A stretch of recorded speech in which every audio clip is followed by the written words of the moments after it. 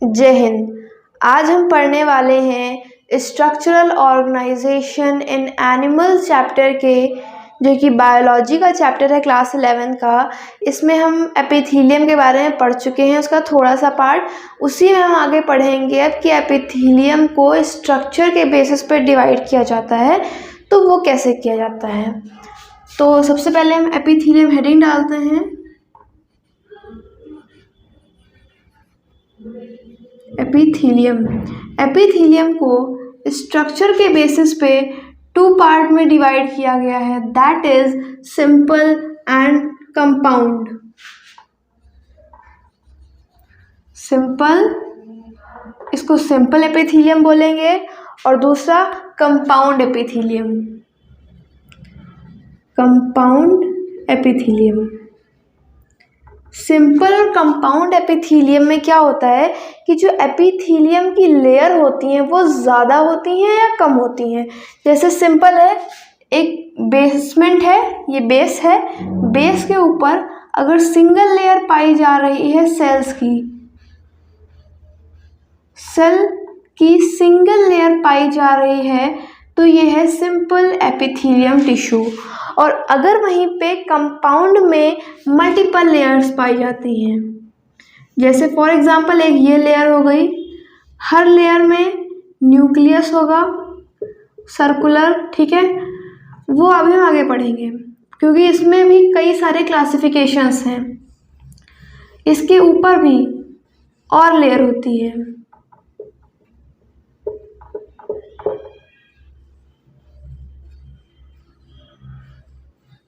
Multiple layer होती है। Multiple layer होती है कंपाउंड में, सिंगल लेयर होती है सिंपल में। मल्टीपल लेयर होती है कंपाउंड में, सिंगल लेयर होती है सिंपल में। इससे एक हमको ये बेनिफिट मिलता है कि सिंपल और कंपाउंड के फंक्शन भी अलग अलग हो जाते हैं। सिंपल का जनरली क्या वर्क होता है, सेक्रीट करने के लिए। फॉर एग्जाम्पल, अगर आपसे कहा जाए कि कपड़े की एक लेयर है, चाहे वो मोटा ही कपड़ा क्यों ना, उससे हम किसी चीज़ को फिल्टर करते हैं तो वो आसानी से फिल्टर हो जाएगा। लेकिन वही हमसे कोई कहे कि एकदम कपड़े के ऊपर कपड़ा हो, तो किसी चीज़ को फिल्टर होने में बहुत मेहनत लगेगी, और जो चीज़ हम फिल्टर करना चाहते हैं शायद वो कुछ ज़्यादा ही फिल्टर हो जाए या फिल्टर ना हो पाए। तो बेसिकली जो सिंपल एपिथीलियम है, इसका फंक्शन होता है सेक्रीशन देना, सेक्रीशन बनाना या एब्जॉर्प्शन करना। कोई पतला कपड़ा होता है, कितनी जल्दी पानी सोख लेता है और धूप में फैलाते ही थोड़ी देर में ही सूख जाता है। लेकिन वही ऊनी कपड़े होते हैं, वो मोटे होते हैं, उनको पानी ज़्यादा सोख लेते हैं वो, और उनको सूखने में भी टाइम लगता है। तो एब्जॉर्प्शन और सेक्रीशन के लिए कंपाउंड एपिथीलियम अच्छी नहीं है, इसलिए ये बनाई ही नहीं गई है। सिंपल किस लिए बनाई गई है, सेक्रीशन के लिए और एब्जॉर्प्शन के लिए। कंपाउंड बनाई गई है प्रोटेक्शन के लिए। प्रोटेक्शन, जैसे बुलेट प्रूफ जैकेट होते हैं, उसमें मल्टीपल लेयर्स होती हैं ताकि वो जो आर्मी है उनको प्रोटेक्ट कर सके। तो इसका बेसिकली सिंपल का फंक्शन क्या होता है, इसका फंक्शन होता है सेक्रीशन बनाना या सेक्रीट करना, कुछ भी जो भी सेक्रीशन है इसका, उसको सेक्रीट करना या और एंड एब्जॉर्ब करना। Secretion and absorption, secretion and absorption, ये है इसके फंक्शन। सेक्रीशन एंड एब्जॉर्प्शन के अलावा ये फिल्ट्रेशन में भी अच्छा वर्क करते हैं। जहाँ पे फिल्टर होना होता है वहाँ पे, जैसे एल्वियोलाई में, वहाँ पे गैसियस एक्सचेंज होता है। लंग्स में रेस्पिरेशन के टाइम एल्वियोली में गैसियस एक्सचेंज होता है कार्बन और ऑक्सीजन के बीच, वहाँ पे ये सिंपल एपिथीलियम प्रेजेंट होती है। इसका कौन सा पार्ट प्रेजेंट होता है, इसका कौन सा टाइप प्रेजेंट होता है, वो हम आगे पढ़ेंगे अभी। कंपाउंड का फंक्शन होता है, इसका फंक्शन होता है प्रोटेक्शन के लिए।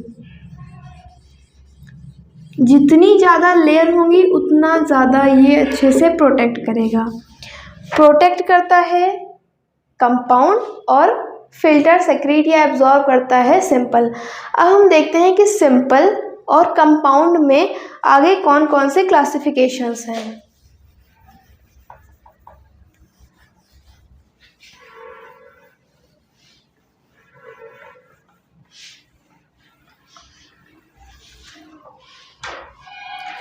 अब स्ट्रक्चरल मॉडिफिकेशन के अकॉर्डिंग सिंपल एपिथेलियम में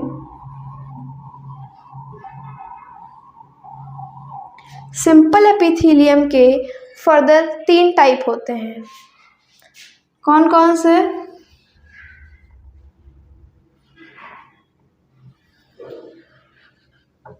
पहली चीज़ हमें ये जानना है कि अगर बात सिंपल की होगी यानी कि सिंगल लेयर, चाहे जितने टाइप हो जाएं उनमें स्ट्रक्चर चेंज हो सकता है लेकिन लेयर सिंगल ही रहेगी। तो सबसे पहला है सिंपल स्क्वैमस, ठीक। फिर सिंपल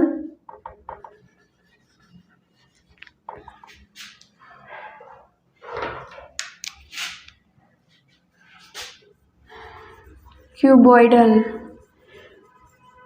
फिर सिंपल कॉलमनार। जैसा कि इनके नाम से पता चल रहा है इन तीनों का फंक्शन और स्ट्रक्चर भी डिफरेंट है। अब हम पहले इसका स्ट्रक्चर देखते हैं। ये एक बेसमेंट में प्रेजेंट होता है, क्यों? क्योंकि ये एपिथेलियम का ही एक पार्ट है, ठीक। ये एक बेसमेंट पे रेस्ट करेगा और इसकी जो सेल होती हैं वो फ्लैट होती हैं, ठीक है। फ्लैट सेल होती हैं और फ्लैट न्यूक्लियस होता है जो कि सेंटर में प्रेजेंट होता है।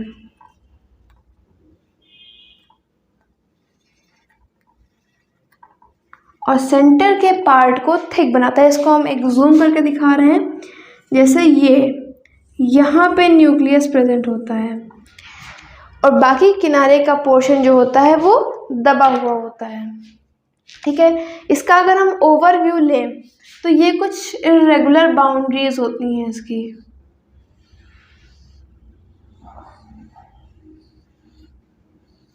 जैसे कि हमें फ्लोर पे दिखाई पड़ता है कि टाइल्स लगे हैं, उसी तरीके से इसको ये भी इसको देखने से लगता है जैसे टाइल्स लगे हैं।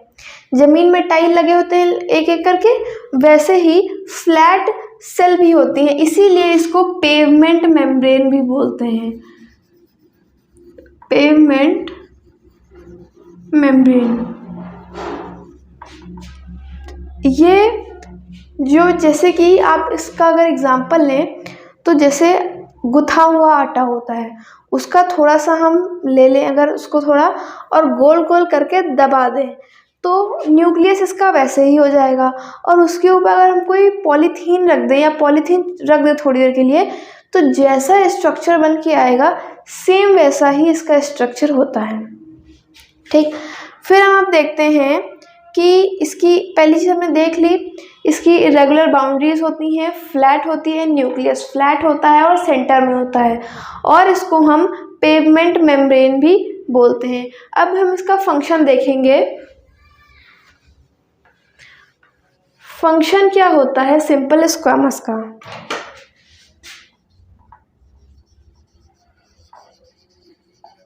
Function of simple squamous. आपको इसको देख के क्या लगता है कि इसका रोल कहाँ होता होगा? फिल्ट्रेशन में, डिफ्यूज़न में, ऐसी जगह पे जहाँ पे हमें भाई पतली लेयर है फिल्टर करने के लिए यूज़ होता होगा, जहाँ पे एक्सचेंज करना होता होगा गैसेस का, वहाँ पे यूज़ होता होगा इसका। तो बिल्कुल वैसा ही होता है इसका फिल्ट्रेशन,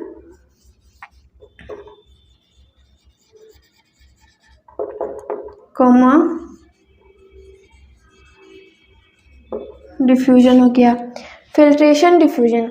अब इसके एग्जांपल, जैसे कि एग्जांपल एल्वियोलाई क्लास 10th का टॉपिक है, लेकिन फिर भी हम आगे रेस्पिरेशन में इसको जब पढ़ेंगे तब एल्वियोलाई को हम इन डिटेल पढ़ेंगे, लेकिन फिलहाल के लिए हम एल्वियोलाई नाम लिखे ले रहे हैं। एल्वियोलाई में गैसेस एक्सचेंज होता है। गैसेस एक्सचेंज कैसा? हमारे जो लंग्स होती हैं उसमें ऑक्सीजन होता है, वो ऑक्सीजन बॉडी को देती हैं और बॉडी का जो कार्बन डाइऑक्साइड होता है वो वापस एल्वियोलाई में आ जाता है और एल्वियोलाई से धीरे धीरे करके वापस आता है और हम उसको एक्सहेल कर देते हैं। इसीलिए कहते हैं हमने CO2 निकाली और ऑक्सीजन लिया। तो एल्वियोलाई में प्रेजेंट होता है। ये क्या कराता है? डिफ्यूजन कराता है। किसका? गैसेस का।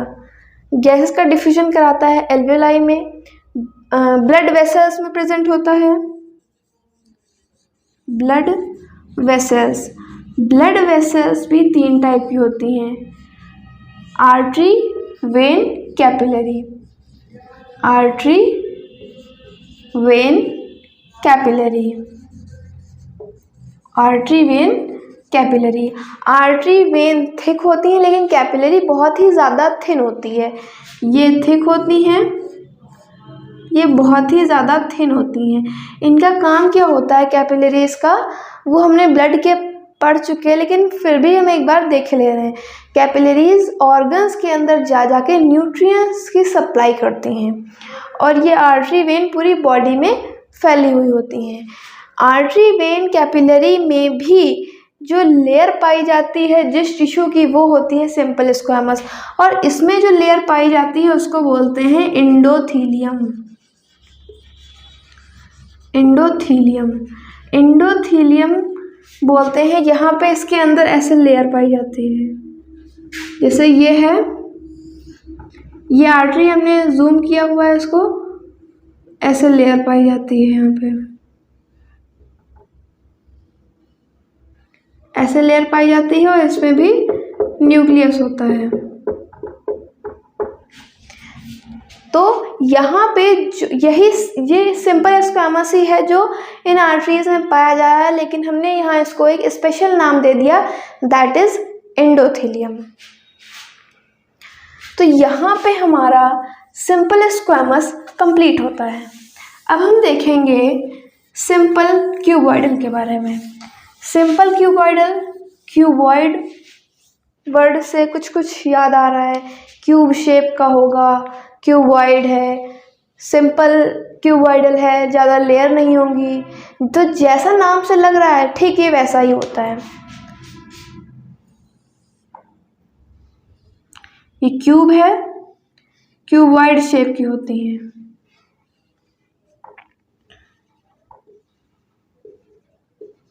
इसके सेंटर में न्यूक्लियस प्रेजेंट होता है। क्यूबॉइड है, सेंटर में न्यूक्लियस प्रेजेंट है, ये इसकी सबसे बड़ी पहचान होती है।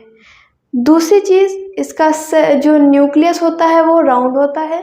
सिंपल स्क्वैमस में फ्लैट था न्यूक्लियस, इसमें क्यूबॉइड है जो कि सेंटर में प्रेजेंट है, उसमें सेंटर में था और बेस से अटैच्ड था। इसमें क्यूबॉइड है और न्यूक्लियस सेंटर में है। इसके भी फर्दर क्लासिफिकेशंस हैं। क्यूबॉइडल के अगर हम पढ़ें सिंपल क्यूबॉइडल, उसके लिए हमें पूरा इरेज करना होगा।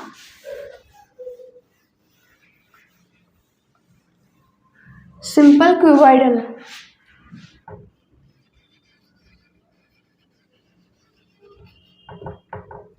सिंपल क्यूबॉइडल के भी 3 टाइप्स होते हैं।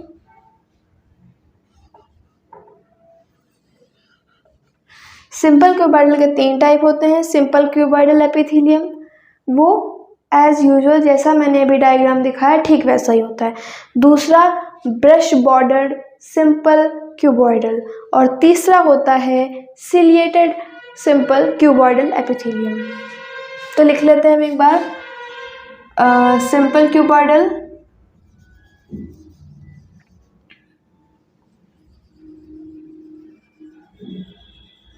दूसरा सिंपल ब्रश बॉर्डर्ड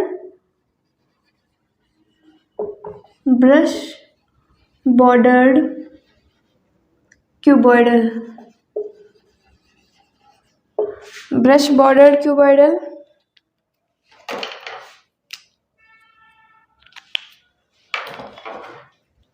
और तीसरा होता है सिलिएटेड क्यूबॉइडल।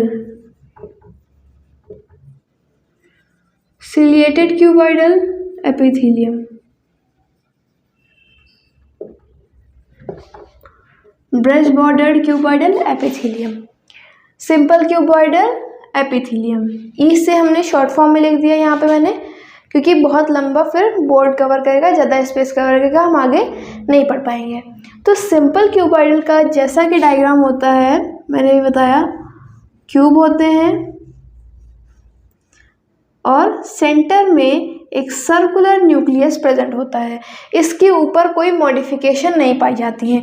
ब्रश बॉर्डर से हमने पिछली वीडियो में देखा था, उसमें कुछ इस तरह का स्ट्रक्चर होता है। क्यूब ही होते हैं ये भी, क्यूब के ऊपर बस ब्रश बॉर्डर लाइक स्ट्रक्चर होता है। इसमें भी सेंटर में न्यूक्लियस प्रेजेंट होता है।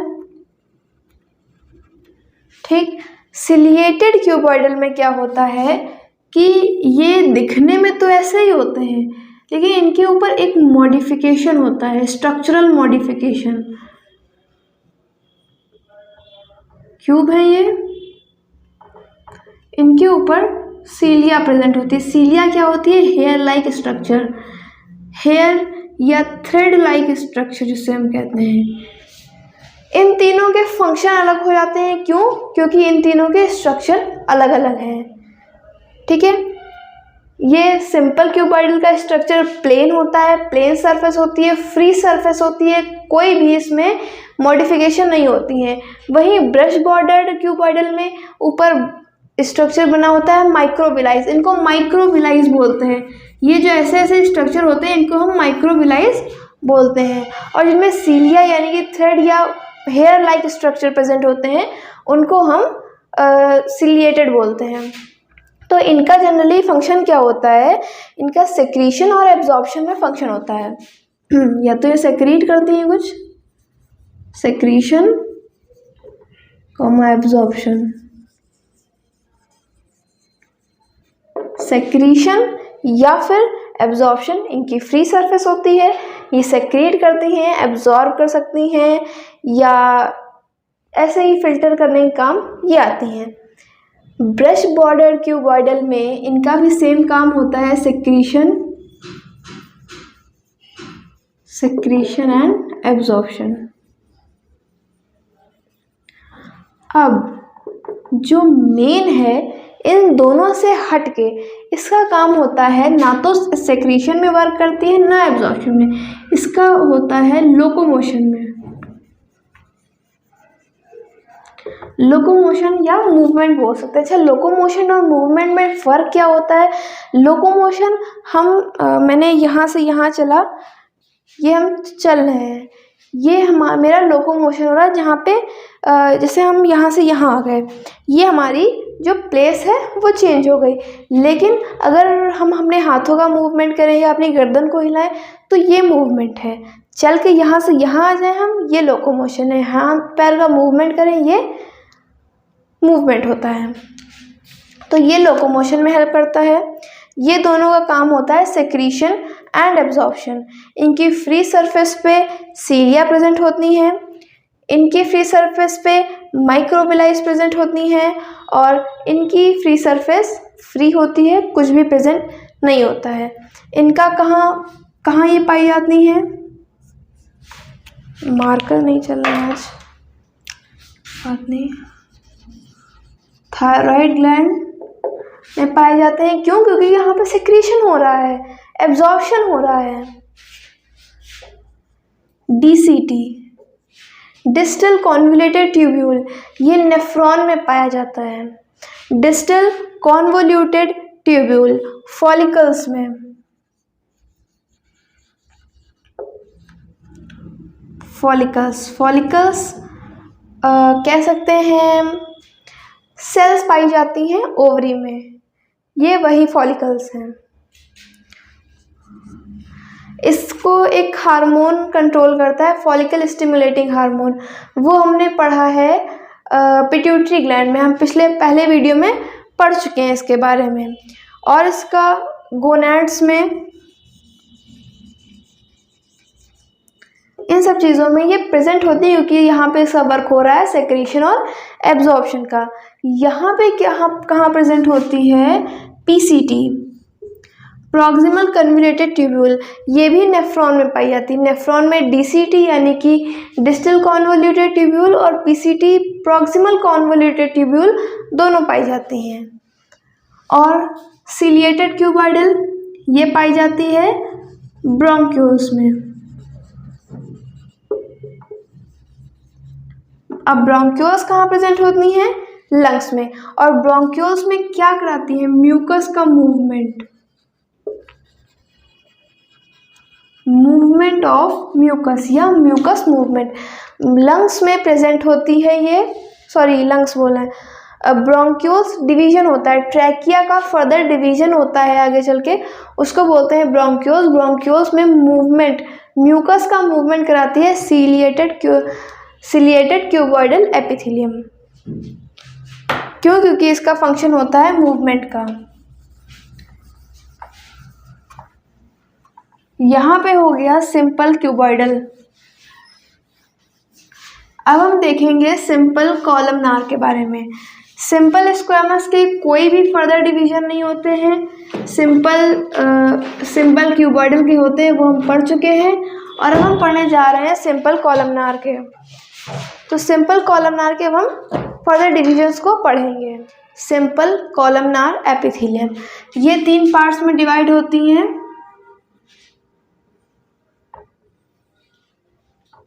पहला simple columnar,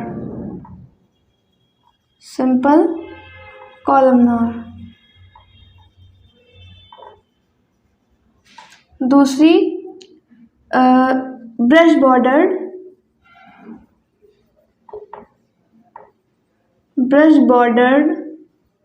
columnar,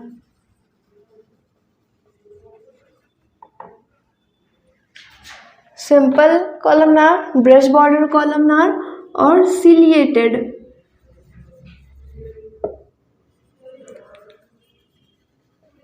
columnar. Simple columnar, brush border columnar and ciliated columnar. इसके फ्री सरफेस पे, अच्छा पहले हम कॉलमनार के बारे में समझते हैं कि ये बेसमेंट है, इसके ऊपर long cylindrical like structure cells present होती हैं। ये होती हैं सिंपल कॉलमनार टिश्यू का फॉर्मेशन करती हैं। इसकी सेल्स लॉन्ग होती हैं और इसके जो सिलेंड्रिकल होती है, सिलेंडर शेप में लॉन्ग पाई जाती है। और इसका न्यूक्लियस ओवल होता है और बेस पे पाया जाता है, बीच में नहीं पाया जाता, न ऊपर पाया जाता है, नीचे बेस में पाया जाता है। तो कुछ ऐसा ही स्ट्रक्चर होता है सिंपल कॉलमनार का।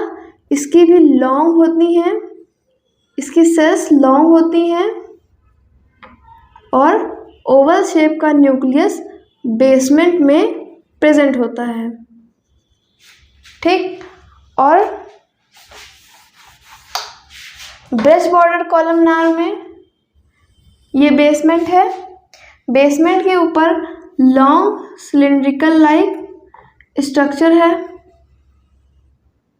जिसके ऊपर ब्रश बॉर्डर्ड यानी कि माइक्रोविलाइज प्रेजेंट है, माइक्रोविलाइज स्ट्रक्चर प्रेजेंट है और इसके भी बेस में ओवल न्यूक्लियस पाया जाता है। फिर सिलिएटेड कॉलमनार में भी सेम होता है, लॉन्ग होती हैं, लॉन्ग सेल है, लॉन्ग सेल है, बेस में न्यूक्लियस है, सिलिंड्रिकल है और इनमें चेंज क्या है कि इनके ऊपर सीलिया प्रेजेंट होती है। सीलिया क्या है? Hair like structure. तो इसका फ्री सरफेस होती है, इसकी फ्री सरफेस पे brush border columnar, brush body यानी कि माइक्रोविलाइज प्रेजेंट होती हैं और सिलिएटेड कॉलमनार के ऊपर सीलिया प्रेजेंट होती है जो कि थ्रेड लाइक स्ट्रक्चर होता है। इसका काम क्या होता है? Same absorption and secretion, secretion and absorption.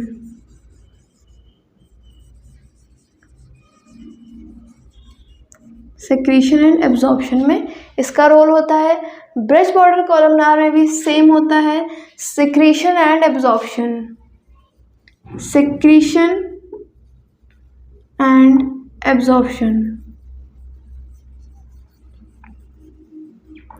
लेकिन सिलिएटेड कॉलमनार में लोकोमोशन के लिए लोकोमोशन में हेल्प होती है। सिलिएटेड कॉलमनार का फंक्शन होता है लोकोमोशन। लोकोमोशन यानी कि किसी चीज़ का मूवमेंट। तो सिंपल कॉलमनार का प्रेजेंट कहाँ होती है? जीआई ट्रैक्ट में प्रेजेंट होती है। इसकी ये फंक्शन हो गए। इसकी पी से हमने पी लिखा है, पी से यानी कि प्रेजेंस कहाँ होती है? GI tract. GI tract gastro intestinal tract, gastro intestinal tract में प्रेजेंट होती है। ये स्टमक में ही पाई जाती है। इसका क्या काम होता है? सेक्रीट करना और एब्जॉर्ब करना। ब्रेस्ट बॉर्डर कॉलमनार की प्रेजेंट कहाँ होती है? ऐसी जगह जहाँ पे सेक्रीशन हो रही हो, सेक्रीशन हो रहा हो या एब्जॉर्प्शन हो रहा हो, जैसे कि स्मॉल इंटेस्टाइन।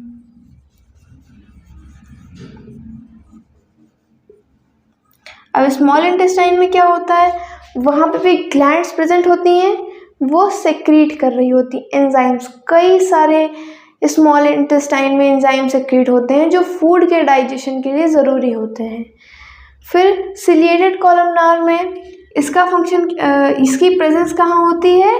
ब्रोंक्यूल्स में, लार्ज ब्रोंक्यूल्स या फिर फैलोपियन ट्यूब। फैलोपियन ट्यूब में क्या होता है?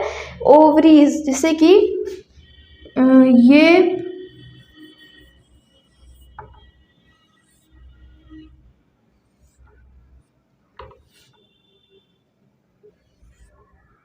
यहाँ पे मैंने शॉर्ट थोड़ा हल्का बना दिया। ये है ओवरी।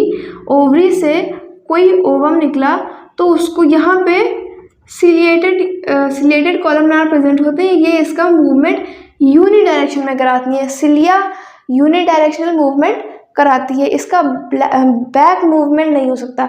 यूनि डायरेक्शन, आगे की ओर ही मूवमेंट इसका होता है। और ये कई ऐसी जगह पे पाई जाती है जहाँ पे मोर से ब्रोंक्यूल्स में भी इसकी प्रेजेंस होती है। ब्रोंक्यूल्स और फैलोपियन ट्यूब।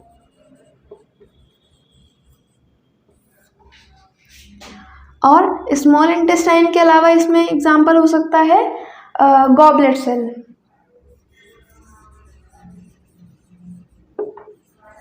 गॉबलेट सेल का काम क्या होता है? Mucus production.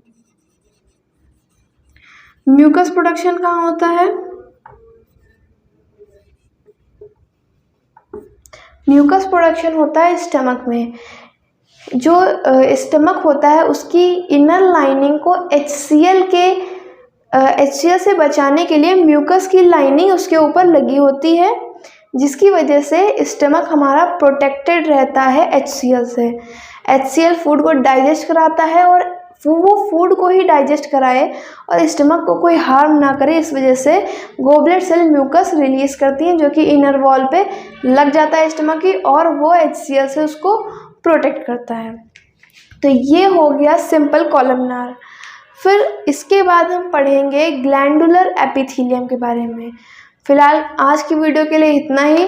तब तक के लिए जय हिंद, जय भारत।